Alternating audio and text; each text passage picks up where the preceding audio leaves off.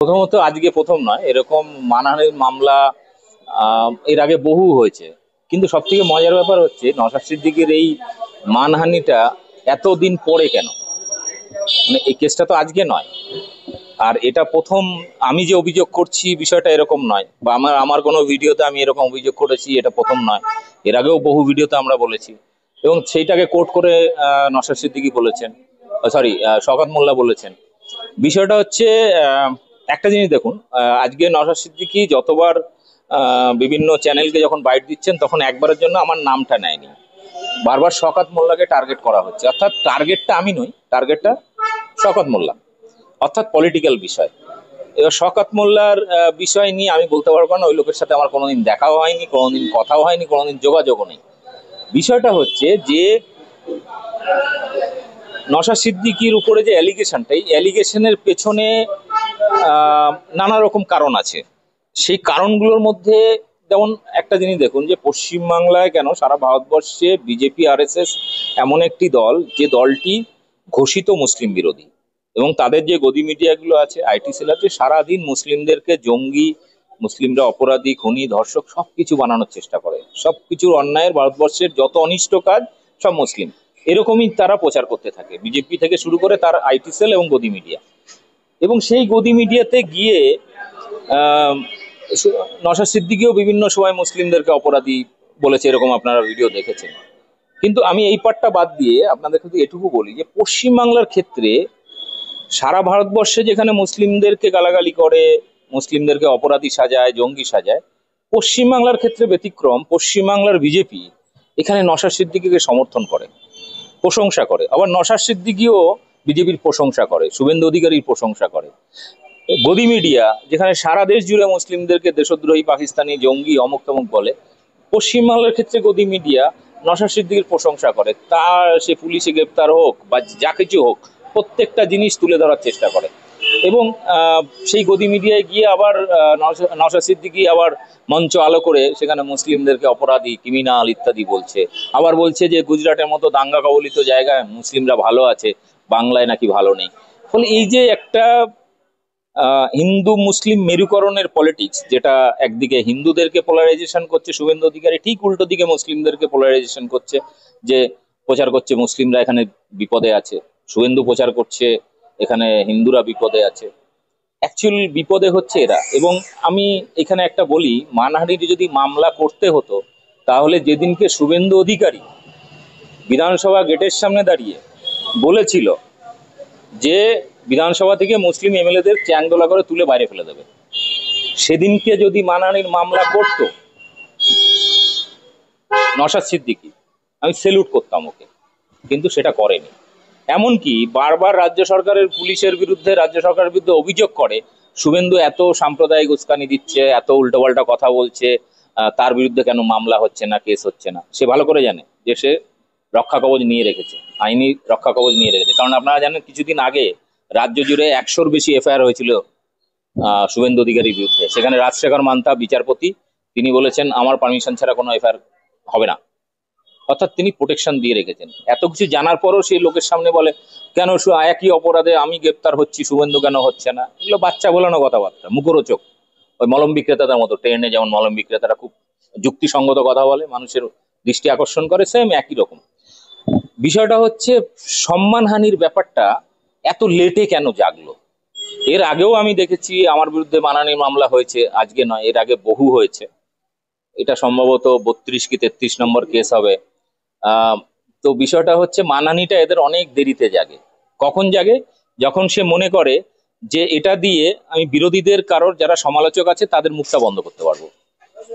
তো গত 1.5 মাস না 2 মাস আগে সম্ভবত শওকত মোল্লা বলেছিলেন কোনো মঞ্চে, বা তারও আগে আমি বলেছিলাম, তারও আগে বহু, আমি ছাড়াও বহু লোক যারা আইএসএফ এর প্রথম দিন থেকে আইএসএফ এর সঙ্গে রয়েছে, সেই সমস্ত নেতারা যখন আইএসএফ ছেড়ে দিয়েছে তাদের ইন্টারভিউগুলো আপনারা দেখে নেবেন।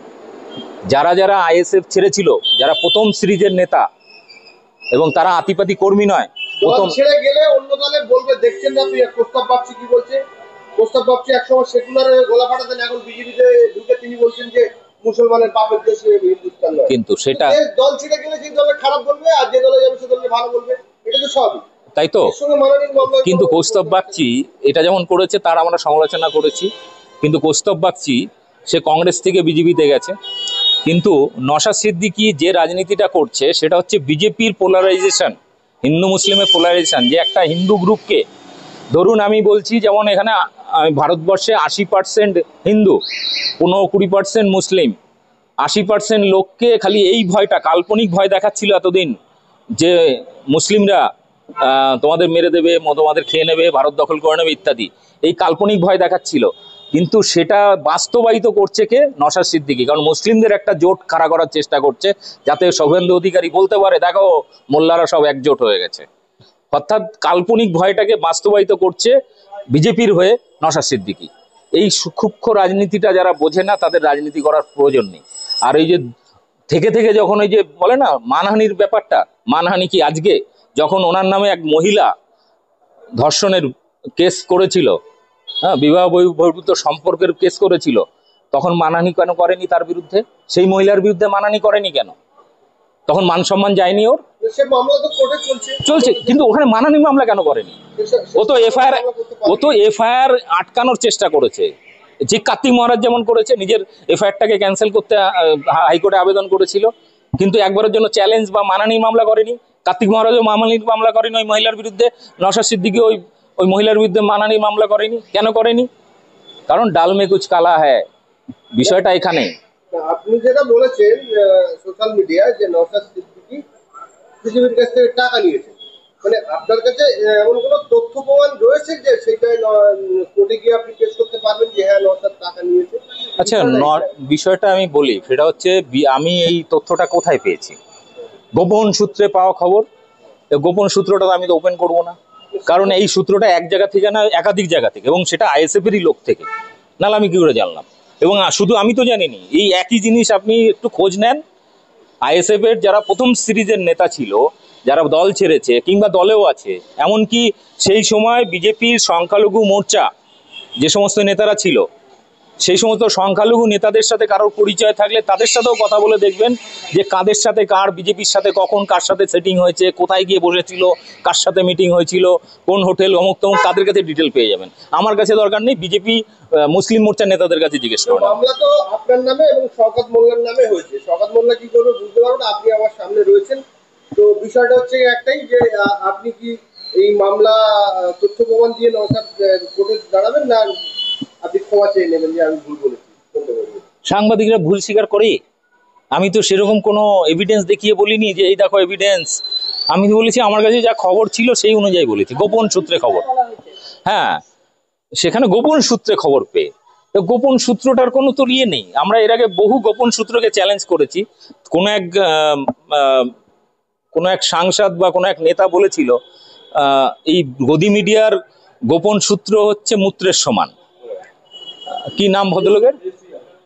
তো এরকম মানে এই যে যদি গদি মিডিয়া কোনো নেতাকে বালি চোর, কয়লা চোর, অমুক চোর, তমুক চোর আখ্যা দিয়ে, আবার অনেক রাজনৈতিক নেতা সরাসরি মঞ্চ থেকে তাকে বালি চোর, আচ্ছা তাদের কাছে কি হাতে প্রমাণ আছে? নেই। অর্থাৎ রাজনীতিতে এবং খবরের চ্যানেলে এমন কিছু প্রচারিত হয় যে প্রচারগুলো পুরোটাই পলিটিক্যাল এজেন্ডা হিসেবে, কিন্তু আমার কাছে যে আমি যে কথা বলেছিলাম এটা পুরোটাই হচ্ছে বিজেপির এবং আইএসএফ এর ভেতরকার খবর। আপনি যে কথাটা বলেছেন যে নওশাদ সিদ্দিকী টাকা বিজেপির কাছ থেকে নিয়েছে, হ্যাঁ, তো আপনি কি সেই কথায় আছেন এখনো? হ্যাঁ, অস্বীকার করার কি আছে? এটা তো নতুন কিছু নয়। আমার কাছে খুঁজলে কি বলেছিলেন একবার দর্শকদের জন্য একবার রিপিট করে বলুন। আমার কাছে খবর আছে যে এরকম 30 কোটি টাকা নিয়েছে, আইএসএফ এর লোকই বলেছে। আজকে বলেছেন তিনি 30 কোটিতে যাবেন না, যদি 300 কোটি টাকা 3000 কোটি বলেছিলেন। 3000 কোটি টাকার অফার দেওয়া হয় তাহলে তিনি হ্যাঁ, তো তিনি তো 30 কোটি টাকায় খুশি নন, এখন তো রেট বেড়ে গেছে। তিনি এখন বলছেন 3000 কোটি টাকা হলে নাকি তাহলে ভাববো নেবো কি নেবো না।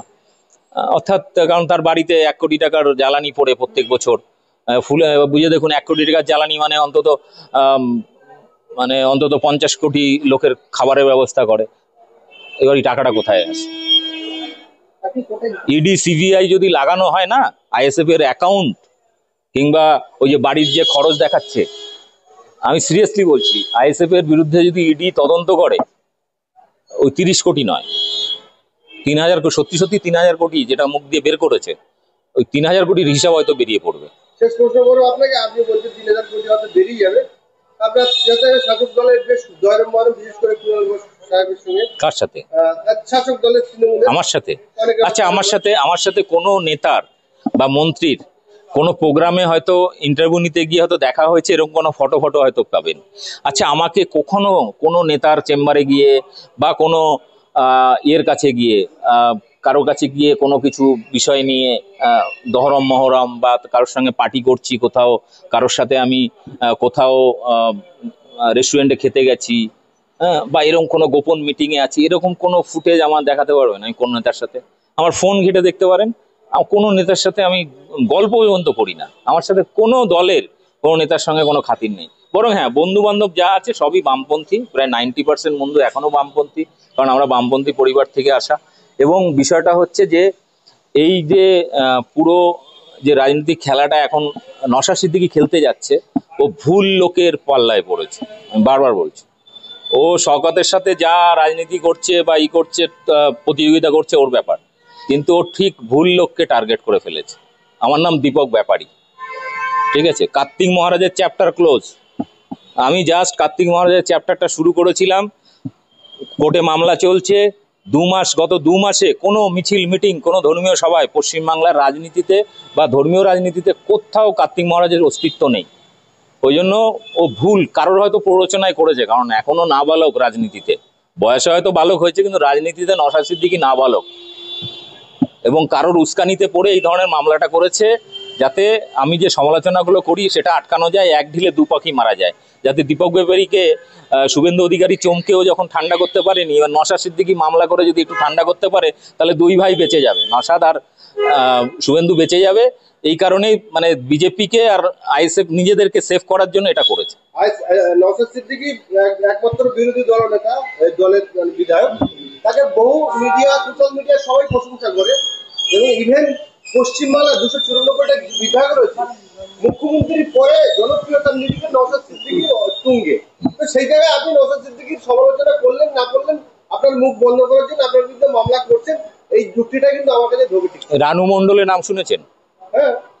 বাদাম কাকুর নাম শুনেছেন? সব শুনেছি আমি। ওই চাওয়ালা, ঠিক আছে? বিষয়টা হচ্ছে যে এরকম ভাইরাল হয়, অনেক সময় ভাইরাল হয়, কিন্তু কেসটা হচ্ছে তাদের অস্তিত্ব ওই উল্কাপিণ্ডের মতো, ধপাস করে উজ্জ্বল হয়, ধপাস করে গায়েব হয়ে যায়। পশ্চিমবাংলার রাজনীতিতে এরকম মসিয়া, মানে মুসলিমদের নেতা হিসেবে কতগুলো নাম বলুন, আপনারা বড় বড় নাম পেয়ে যাবেন। সিদ্দিকুল্লাহ ছিল বিশাল বড় মসিয়া, এখন মুসলিমদের অনেকে গালাগালি করে। বিষয়টা ওটা না, বিষয়টা হচ্ছে যে লং টার্মে রাজনীতি করতে গেলে যে ধীর স্থির বা যে ধরনের রাজনৈতিক বিচক্ষণতা দরকার, যে অভিজ্ঞতা দরকার, সেটা নওশাদের নেই। এবং ও যে ধরনের ওই মুখরোচক ভাষণগুলো দেয়, এগুলো শুনতে খুব ভালো লাগে, কিন্তু বাস্তবে ওগুলো একদম বাচ্চাদের, মানে নাবালক বাচ্চাদের বোঝানোর মতো কথা বলে। আমাদের সামনে বলুক না, প্রত্যেকটার কাউন্টার করে দেবো। বিষয়টা হচ্ছে নওশাদ সিদ্দিকী একমাত্র বিরোধী এমএলএ নয়, পশ্চিমবাংলায় ওরকম হাজার হাজার এমএলএ তৈরি করা যায়, ঠিক আছে? ওটা মানে বাই চান্স মুখে চামচ দিয়ে সবে রাজনীতিতে নেমে একটা পেয়ে গেছে, মানে লটারি পাওয়ার মতো। ও কোনো বিশাল লড়াই করে কোনো নেতা হয়ে তারপরে ভোটে জিতেছে এরকম নয়, বিশাল কোনো আন্দোলন করে নেতা হয়েছে এরকম নয়। ও হচ্ছে মানে লটারি পাওয়ার মতো। কিন্তু বিষয়টা হচ্ছে এটার লংজিভিটি খুব কম, কারণ গত কয়েক বছরে নওশাদ সিদ্দিকীর এবং আইএসএফ এর ভেতরকার নারী গঠিত আর্থিক কেলেঙ্কারি থেকে শুরু করে একাধিক অভিযোগ আছে, একজন দুজন নয়, বহু এরকম অভিযোগ আছে, যেগুলোর ফয়সলা নওশাদ সিদ্দিকী করতে পারেনি। তারা দুঃখে পার্টিগুলো ছেড়ে দিয়ে বেরিয়ে গেছে। পুরনো কজন আছে আমাকে দেখাতে পারেন আইএসএফ এর পুরনো মুখ? ওই হাতের গোনায় 1-2 জন। তাহলে সেই সেই সেই এগুলো কি আপনি ফাঁস করবেন? নওশাদ সিদ্দিকী যদি মানে বুদ্ধিমান হয়, যদি আমাকে না ঘাটায়, তাহলে বেঁচে যাবে। আর যে নওশাদ সিদ্দিকী যদি আমার সঙ্গে সত্যি সত্যি চ্যালেঞ্জে আসে, কারণ এই ধরনের আইনি ফাইট আমি বহু করেছি এর আগে। আর বিষয়টা হচ্ছে যে বিজেপির মতো দলকে নাকানি চুবানি খাইয়েছে এত বছর ধরে, আর সেখানে আইএসএফ নওশাদ সিদ্দিকী আমার কাছে শিশু। আপনি কোন দলটা করেন? আমি কোনো দল করি না, আমি বরং রাজনীতিকে ব্যবহার করতে শিখি। মাঠে খেলতে গেলে, ফুটবল খেলতে গেলে আমি ব্যবহার করি, বল লাগে, আর ক্রিকেট খেলতে গেলে ব্যাট বল। আমি হচ্ছি, আপনি রাজনৈতিক দলকে নাকানি চুবানি খাওয়াচ্ছেন, তাহলে অরাজনৈতিক দলে কিভাবে নাকানি চুবানি? ধরুন আমি যদি পশ্চিমবাংলায় না থেকে বিহারে থাকতাম, আরজেডি কে দিয়ে, লালু প্রসাদকে দিয়ে আমরা বিজেপিকে আটকানোর চেষ্টা করতাম। আমি যদি দিল্লিতে থাকতাম কেজরিওয়ালকে দিয়ে আটকানোর চেষ্টা করতাম। আমি যদি ইউপি থাকতাম সমাজবাদী পার্টিকে দিয়ে বিজেপিকে আটকানোর চেষ্টা করতাম। আমি যদি দক্ষিণ ভারতে যেতাম স্টালিনকে দিয়ে, কোথাও হয়তো সিপিএম, কেরলে সিপিএম কে দিয়ে, কোথাও কংগ্রেসকে দিয়ে। পশ্চিমবাংলায় তৃণমূল অন্তত বিজেপিকে হারানোর মতো জায়গা বা টক্কর দেওয়ার মতো জায়গায় আছে। বাকি দলগুলোর ভোট পার্সেন্টেজ কত? সব মিলিয়ে হবে 10%।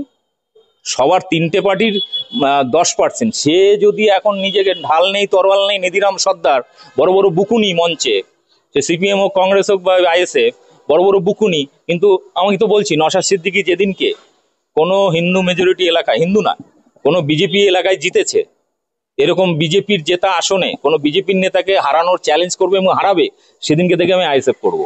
আমরা অনেক মুসলিম এরিয়ায় বিজেপি পাত্তা পাবে না, এটা তো স্বাভাবিক। ওটা দরকার না। আমি তো বলছি, যেখানে বিজেপি জিতে আছে এরকম কোনো একটা হেভিওয়েট নেতা বিজেপির, তাকে হারানোর চ্যালেঞ্জ দিয়ে নওশাদ সিদ্দিকী যেদিনকে ভোটে দাঁড়িয়ে সেখানে তাকে হারাবে, সেদিনকে আমি মনে করবো হ্যাঁ সত্যি সত্যি ও বিজেপি বিরোধী। না হলে ওকে বিজেপির দালালই বলবো। সে টাকা পয়সার হিসাব তো সে পরে তদন্ত করলে পাওয়া যাবে, কিন্তু ও বিজেপির দালাল, শুভেন্দুর দালাল, গদি মিডিয়ার দালাল, এটা প্রমাণিত হয়ে গেছে। এই মামলার বিরুদ্ধে আইনি লড়াই লড়ছেন কি আমি লড়াই, এই সমস্ত লড়াই লড়ি না। আমি রাজনৈতিক লড়াইয়ে আছি। আইনি লড়াই তো যারা পারে না তারাই একে ওকে নালিশ করে বেড়ায়, দুর্বলরাই নালিশ করে বেড়ায়। বাবা দেখো, দাদু দেখো, আমাকে মেরেছে, আমাকে এটা করেছে। তাহলে এই সমস্ত ছেলে মানুষই, বললাম না, এখনো নাবালক, রাজনীতিতে নাবালক, বয়সটা হয়েছে ওর, এখন বিয়ে শাদী করে ঘর সংসার করা উচিত।